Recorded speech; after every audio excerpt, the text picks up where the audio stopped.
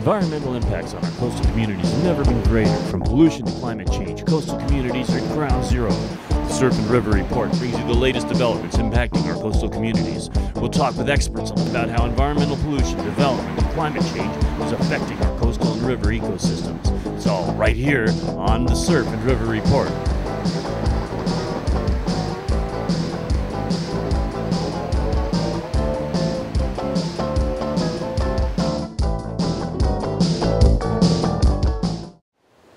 It's April 6th, 2012. Robert Barrett and myself are here investigating these tractor tracks from a vehicle which was at Ormond Beach yesterday.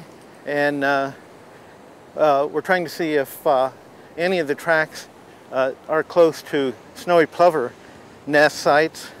But this is certainly snowy plover habitat in this area. And the use of mechanical vehicles in this area is highly problematic. So we're trying to deal with this issue.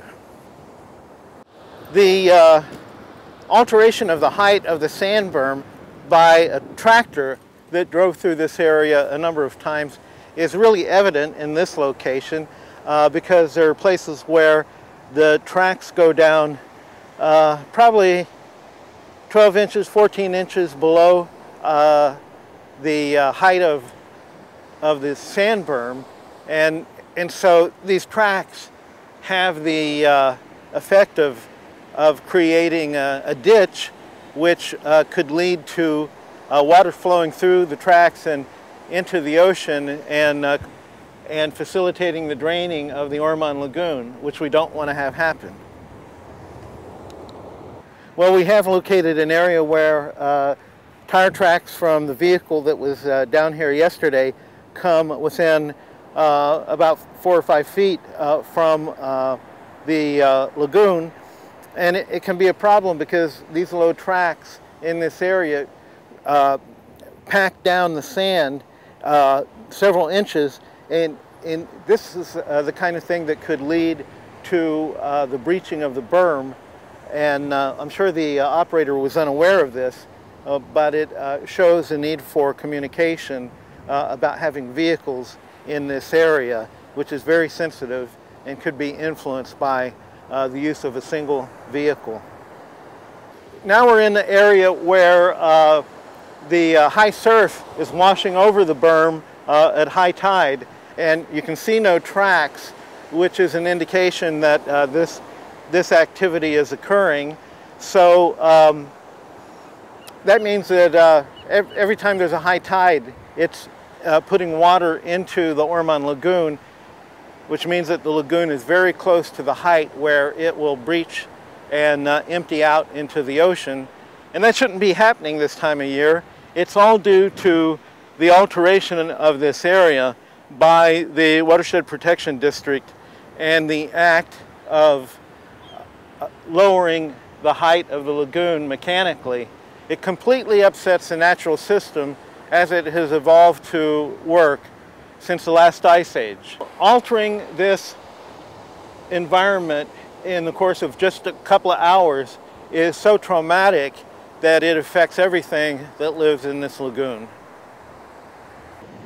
We're trying to estimate the number of trips the tractor took back and forth through this area, which is very difficult because it looks like having created a trail, it was used over and over.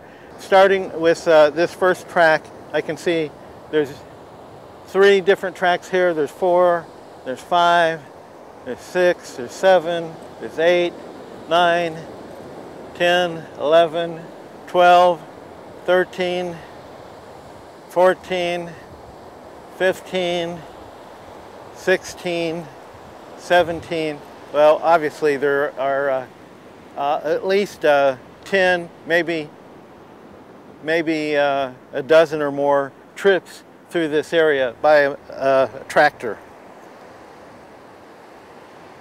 We only counted 25 to 30 bags, and it's evident that had the beach cleanup lasted another day, they could have easily gotten enough volunteers with one person carrying one bag to carry the stuff out by hand and that would have avoided all the issues associated with these tracks that were generated by the tractor that was in this area. Well, Al, you've certainly enlightened us about the importance of beach cleanup, volunteering for beach cleanup, and carrying through with the job. And I'm very pleased that we came out, that you brought me out here to help document the damage done by the use of heavy equipment here on the beach at Ormond Beach, right next to the Ormond Beach wetlands. I would like to thank you, my viewers. We'd like to thank you, and we'd like to invite you back on the Surf and River Report at any time for an update. Thank you very much, Robert. You're very welcome, Al. Is there anything else you'd like to add before we go? Well, we all need to work together to keep this area clean and to keep the ecology of the area sound. We can't be driving mechanized equipment through sand dunes.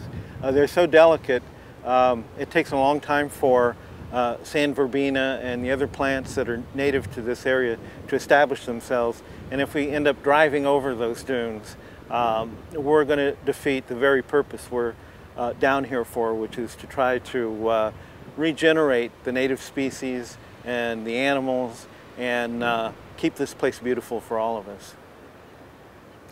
It's like the old adage, there are good laws and bad laws. In this case, there are good agencies and there are agencies who really don't know what they're doing.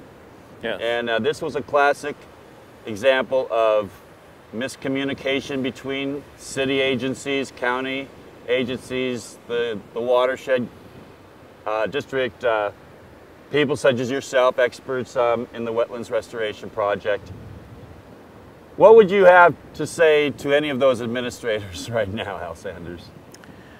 I think they need to get as much information as they can before doing anything down here. And in the past, because these agencies have the power to do so, they've come down here without any permits whatsoever.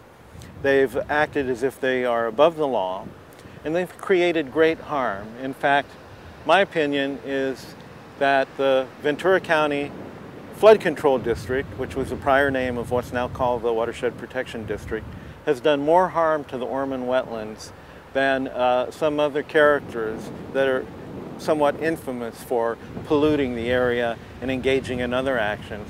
And it's doubly problematical when agencies that are supposed to be responsible end up being the culprits and taking actions that really shouldn't happen. And who's going to give a ticket to the police? Well, you're exactly right. And these agencies will not issue violation notices to each other, and nor will they listen to each other at times. And so they certainly won't listen to folks like you and I. Mind-boggling, Al Sanders. It's just the way it is.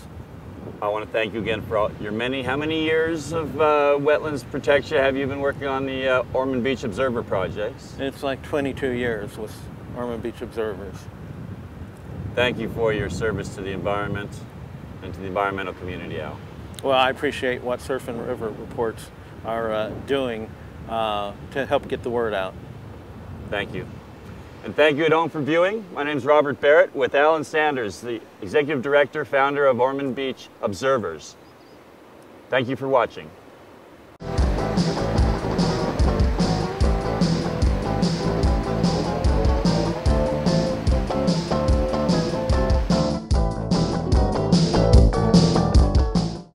Ormond Beach Observers has had the mission of protecting sensitive habitat area and endangered species for over 22 years.